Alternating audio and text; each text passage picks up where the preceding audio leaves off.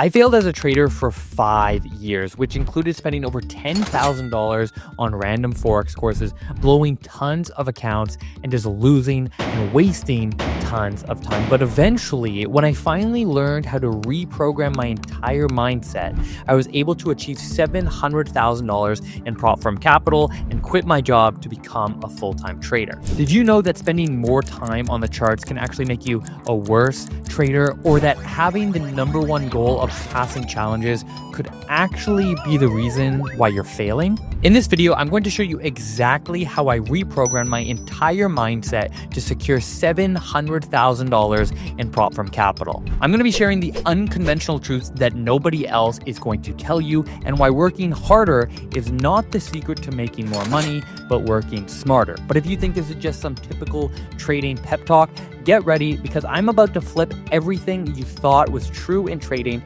on its head. Let's dive in.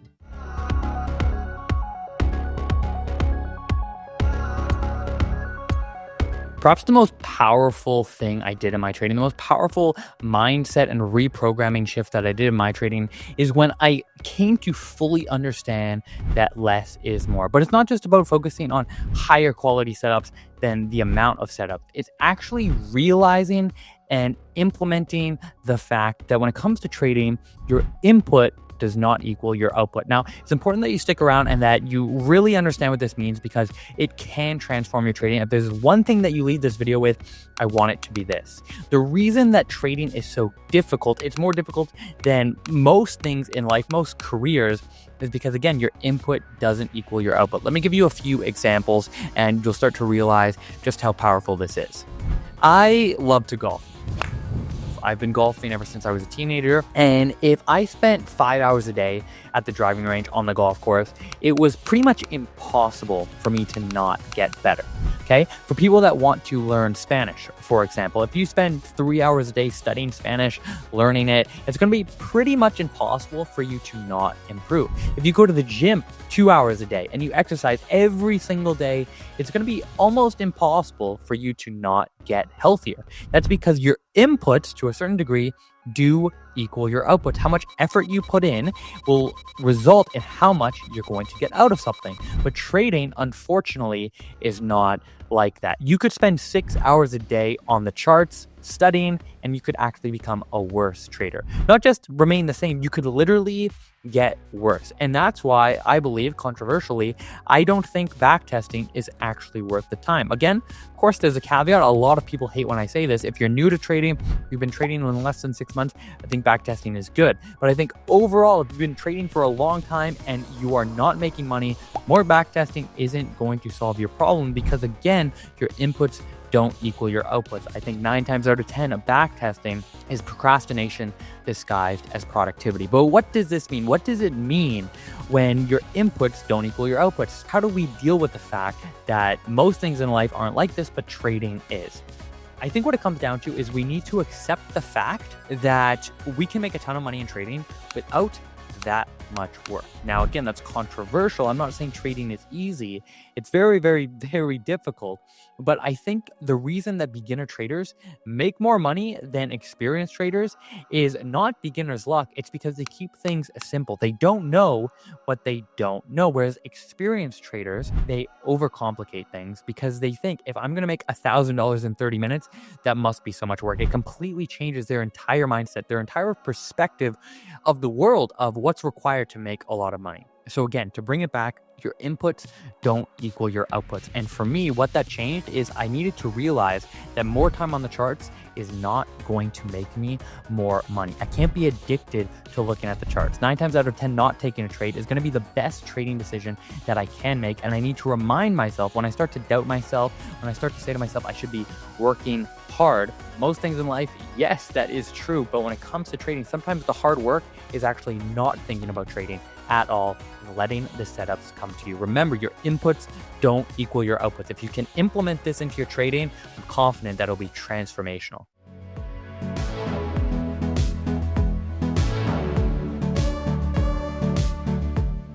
In my 8 years of trading experience, the second most powerful reprogramming method that I have discovered from my own personal experience is changing how you set goals. Listen, when it comes to taking prop firm challenges and becoming a successful trader and making money, your goal is to pass a prop firm challenge. Right? That makes sense. That's your goal. But if we back up to 2020 and 2021, when I was taking my FTMO challenges and I was becoming a full-time trader, my goal, because I am very cheap, was never to pass the challenge. There's a few things that you need to know that aren't really shared anywhere else. Of course, that's what I wanted, but that was my secondary goal. At the time, I had quit my job and I only had a year's worth of expenses in the bank. And 100K FTMO challenge was almost a month worth of expenses for me. So naturally, my number one goal wasn't to pass. My number one goal was actually to preserve the money that I spent on the challenge, the $700 or so after the conversion. I simply could not afford to lose that money. And in hindsight, what that did was a couple of things. It changed my mindset. Rather than being on the offensive, I actually started off on the defensive, and it was an excellent filter for deciding what trade to take and how to manage the entire challenge, right? If your number one goal is to pass and you don't care so much about the money that you spent on it, you're gonna have a very different mindset, a very different perspective, and a very different approach. Whereas if you shift your perspective and say, you know what, I don't care if it takes a month, 2 months, 3 months to pass. Some of the best traders at Lark Funding took months to pass and then took months to receive a payout, but they received huge payouts because of it. If you take that approach, you're gonna have a lot more patience and it's going to filter everything else out. Listen, it's crazy how now that there are no time limits on prop firm challenges, you would think that there would be a much higher pass rate, but we're not seeing that many more traders make money. At Lark Funding, we've never had a time limit, so I don't have the hard set data on it. But from what I have heard in the industry, there really isn't a significant noticeable difference between having a 30-day time limit on a challenge and having no time limit. And that is just mind-blowing. That should not be the case, right? Traders should be taking their time, but because these challenges are so tantalizing, so attractive, everybody's rushing through the process. But I think if you want to reprogram your mindset when it comes to passing prop firm challenges, I think if you take Warren Buffett's advice. The first rule in investment is don't lose. And the second rule in investment is don't forget the first rule. And that's all the rules there are. I think it will be an excellent filter in your trading. You'll naturally start to focus on more quality over quantity. Your win rate will go up. And I truly think your pass rate in these challenges will increase as well.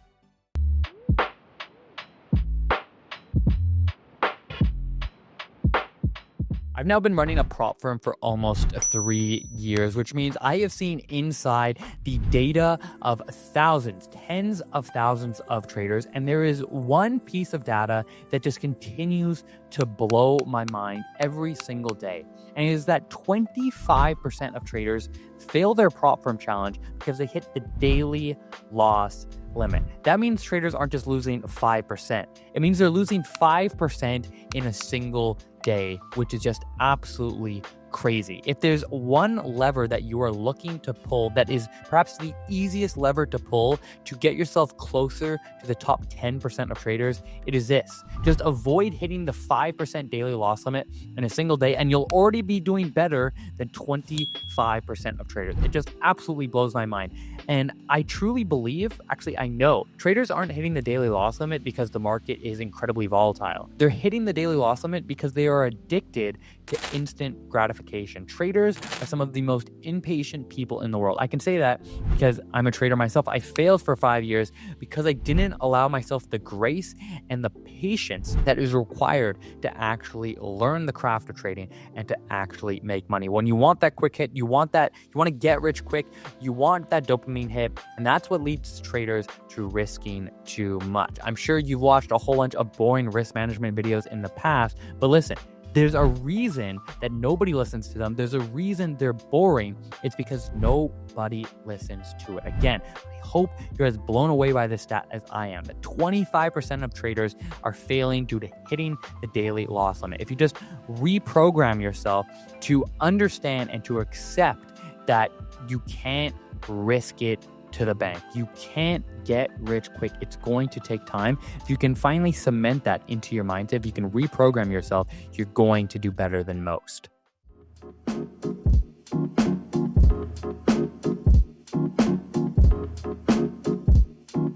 Sometimes the best trading edge you can have is simply not taking a trade whatsoever. I am a huge proponent of the anti-hustle culture. This idea that in trading, you've got to grind.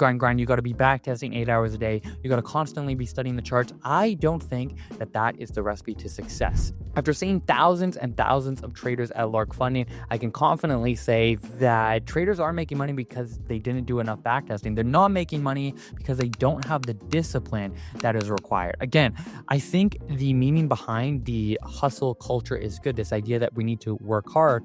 And again, that is valuable. But when it comes to trading, your inputs don't equal your outputs. When I first started trading, I quickly discovered the burnout curve, where you put all of your time into trading, you overcomplicate things, and then before you know it, you are missing the most simple and obvious trades. You start to muddy the waters with this idea that I need to be trading 12 hours a day. I need to be constantly monitoring the charts. Now, when you are a new trader, of course, there's a learning curve. But for me, when I passed my 400K FTMO challenges, I was trading for an hour a day.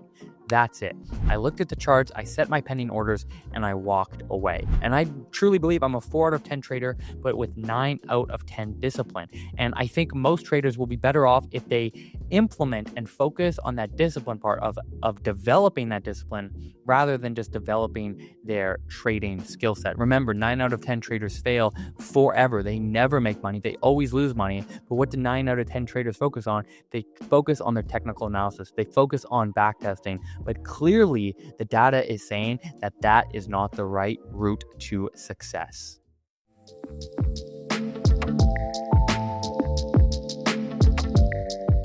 Here is a really important thing to keep in mind.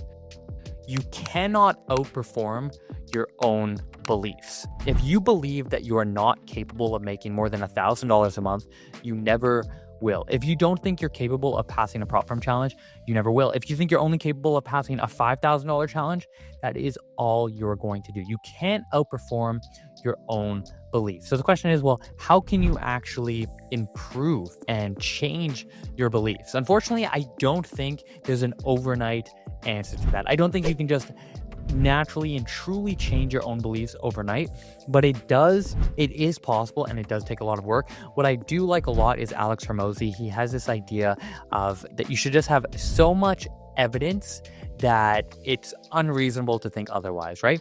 So what kind of evidence can you give yourself when it comes to trading that would make it unreasonable for you to think of yourself as a bad trader?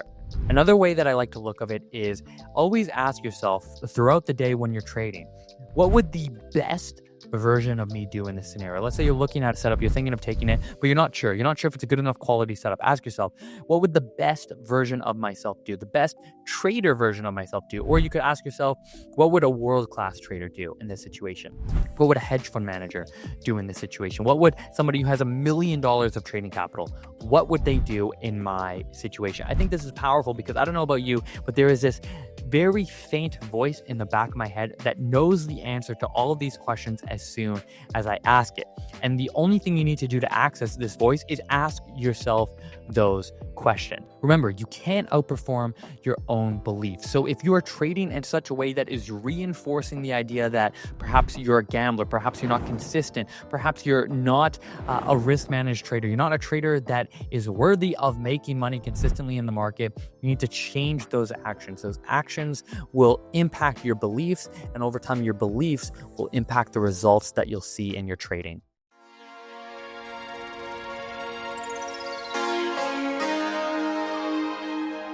A tool that was transformational in my trading was when I started to implement accountability triggers. Rather than trying to rely on willpower, I think we always fall to our systems. We always fall to the result of our systems and the systems that we have in place. Willpower is only going to take you so far. So by having systems in place when you're getting close to getting in trouble, that for me made a huge difference. For example, when I wanted to get into a trade, I would force myself, rather than just jumping into it, I would force myself to go on a 10-minute walk. If the trade was that phenomenal, the odds of me missing it by taking a 10-minute walk were pretty slim, but it allowed me to clear my mind. It allowed me to get refocused, and it allowed me to really think on the setup, what was going on in the market, and whether or not it was a setup that was actually worth taking.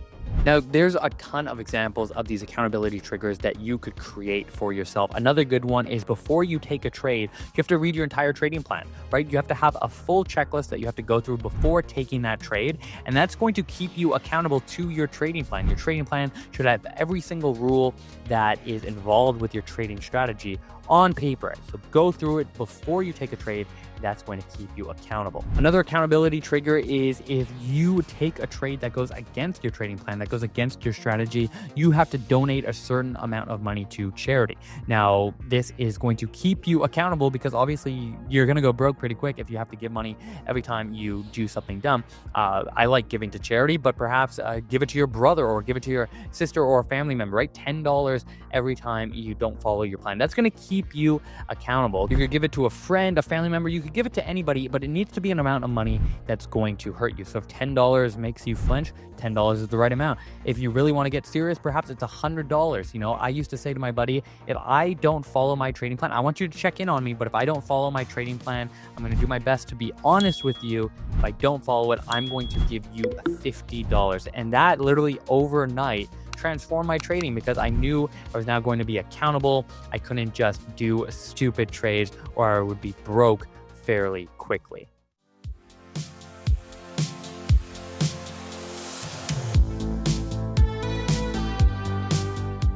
Remember this. Every single successful prop firm challenge that you passed gives you proof that you have reprogrammed your mindset, that you're on the right path to unlocking something bigger. I own Lark Funding. I've been running it for almost 3 years now. We've been in business for almost 3 years. And while we would love to have you at Lark Funding, the goal as a trader isn't to just have and work with one prop firm. It's not just to pass one prop firm challenge. The goal is to get as much funding as you possibly can to continuously level up your trading and the capital that you have with you. Once you fix your mindset, you can replicate it across multiple prop firms. I have always said the same thing, and it is that you should pick 2 to 3 prop firms that you believe in, that you trust, hopefully that have been in business for at least 2 years so you can avoid all issues.